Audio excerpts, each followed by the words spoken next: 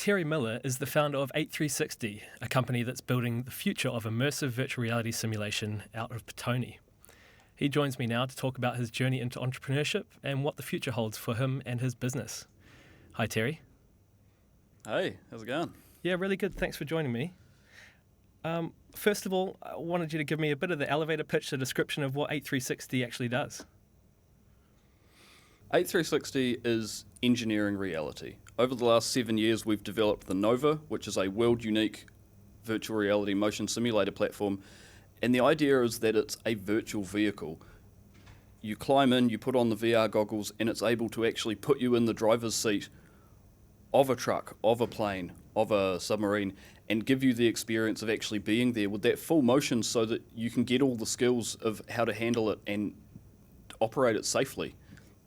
And the idea is, as a simulator, it is cheaper and more practical and much safer than doing this in real life, but you can get those skills to make it safe when you do it in real life.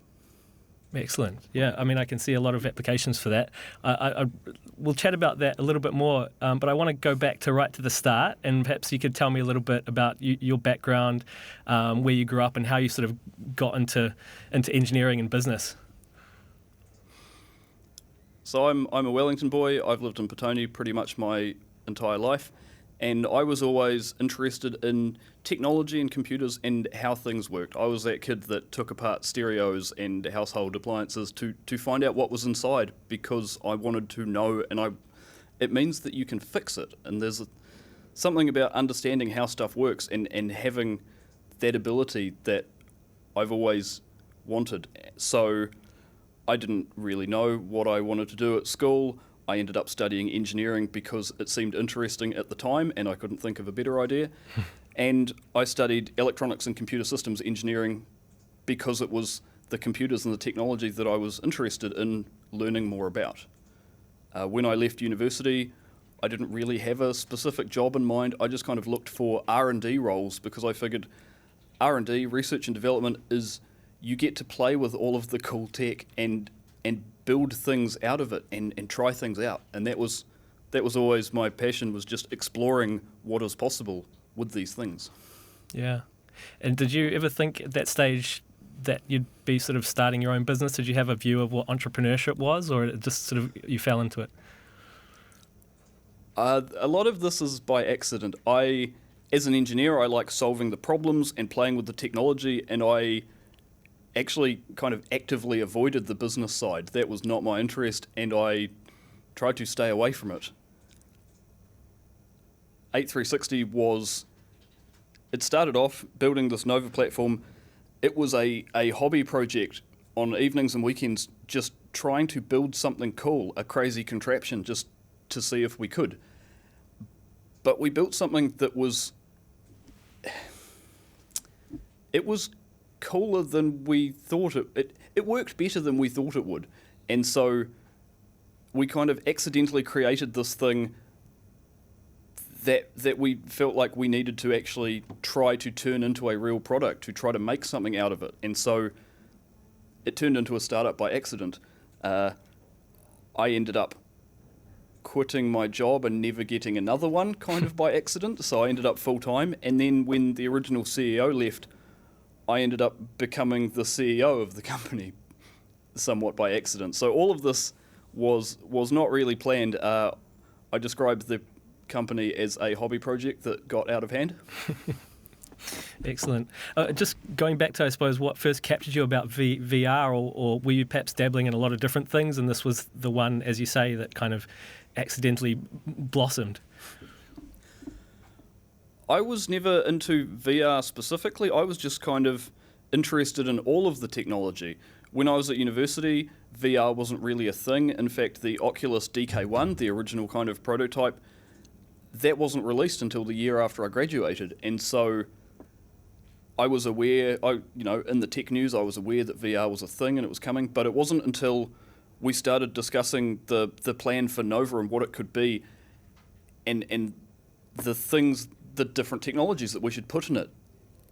And immediately, virtual reality was something that we had to have because it was so obvious to me that it was going to change how simulations worked and how it was done. And, you know, again, the technology didn't exist yet. You couldn't get those products in New Zealand. The Oculus Rift CV1, the release version, wasn't released until a year or two after we started the company. But I knew that we had to have it, and so it was kind of, we were building the tech waiting for this to be available. Okay. And so you mentioned sort of the accidental nature of going to the business side. It was something you kind of avoided. But now, you know, with several years of business experience under your belt, are there some lessons that you learned perhaps from your childhood or from your university or your engineering sort of background that have sort of helped you in entrepreneurship? Yeah, I mean, my father was always a very do-it-yourself kind of guy. You know, when the washing machine broke, instead of buying a new one or paying someone who actually knew what they were doing, he would try to fix it himself. And I think that's really summed up, you know, the founder mentality and what you have to do, because there is no one else to do things. You have to do everything yourself. And if you don't know how to do it, you have to work it out. But I also remember, and I've always kind of seen this, the flip side of how things change. You know, when I was at school, you'd ask, why do I have to learn my times tables? And the teacher would say, oh, well, because you're not going to be walking around with a calculator in your pocket the whole time, which hasn't aged well. Or, you know, doing homework assignments, and you had to go to the library and look up information in books that were 10 or 20 years out of date because Wikipedia wasn't a reliable source of information. And it's really interesting how technology and how mindsets change over time. Yeah. Some of the difficulties perhaps that you've encountered on your journey, what are some of the most difficult aspects of, I suppose, the engineering but also the business side?